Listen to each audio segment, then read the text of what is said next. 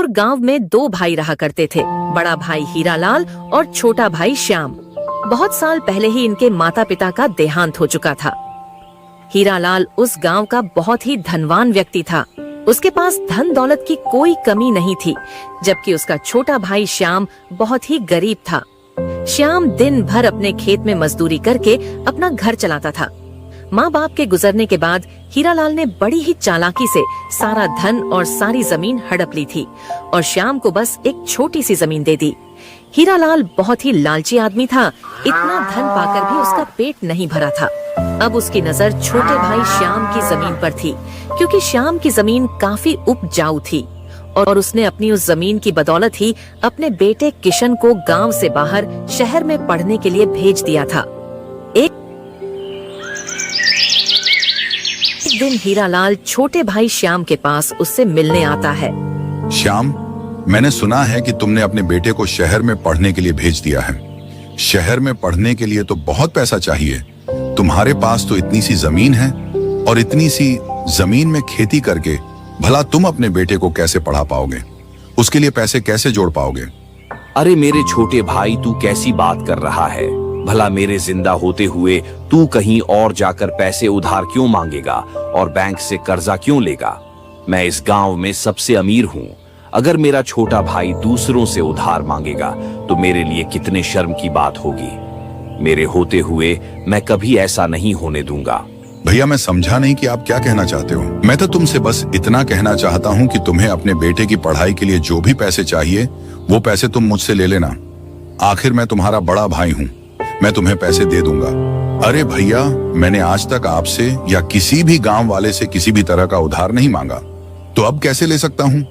कोई बात नहीं श्याम, तुम मेरे छोटे भाई हो, तुम मुझसे पैसे ले लेना और बदले में अपना खेत मेरे पास गिरवी रख देना, जैसे बाकी गांव वाले रखते हैं। मैं तुमसे कोई ब्याज भी नहीं लूंगा। अरे नहीं नहीं भैया, मैं आपके पास अपना खेत गिरवी नहीं रख सकता। इस खेत से ही तो मेरा घर चलता है और इसी खेत की बदौलत मैं अपने बेटे किशन को शहर पढ़ने के लिए भेज पाया हूँ। मुझे पूरा विश्वास है कि मैं इस खेत से एक दिन अपने बेटे को पढ़ा लिखा कर बहुत बड़ा आदमी बना दूंगा। आप मुझे माफ करना भैया, मैं आपके पास अपना खेत गिरवी नहीं रख सकता।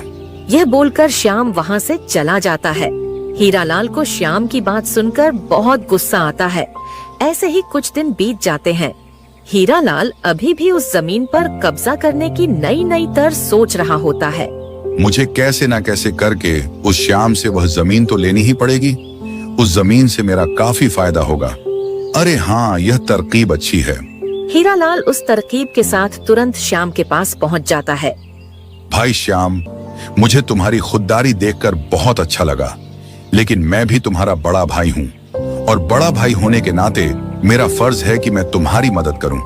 मैं क्या करूँ, मेरा यह मन नहीं मान रहा। इसलिए अब जो मैं तुम्हें बताऊंगा वह सुनकर तुम मेरी मदद लेने से इन नहीं कर पाओगे। और अगर तुम सच में मुझे अपना बड़ा भाई मानते हो तो इस बार तुम मेरी मदद जरूर लोगे। ठीक है भैया, बताइए आप क्या बोलना चाहते हो? श्याम, तुम यही चाहते हो ना कि ना तो तुम्हें मुझसे कोई पैसे उधार लेने हैं और ना ही अपनी वह जमीन मेरे पास गिरवी रखनी है। तो तुम एक काम करो, गांव के दूसरी तरफ मेरी जो जमीन है वह जमीन तुम्हारी जमीन से 4 गुना बड़ी है।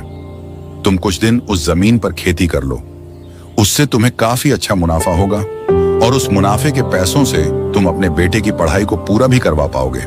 बदले में जब तक मेरी जमीन तुम्हारे पास रहेगी तब तक तुम्हारी जमीन मेरे पास रह जाएगी। तुम्हें जिस दिन लगे कि तुमको तुम्हारी वह जमीन वापस चाहिए, उस दिन मेरी जमीन मुझे वापस करके तुम अपनी जमीन ले लेना। श्याम ना चाहते हुए भी बड़े भाई हीरालाल की बात मान जाता है और हीरालाल बड़ी ही चालाकी से अपने छोटे भाई श्याम से पेपर पर अंगूठा लगवा लेता है। क्योंकि श्याम पढ़ा लिखा नहीं था, इसलिए वह इस बात से भी अनजान था कि उन पेपर पर क्या लिखा है। हीरालाल वह जमीन लेने के बाद बहुत खुश हो जाता है। इस बेवकूफ को पता भी नहीं कि इसके साथ क्या खेल हो गया है।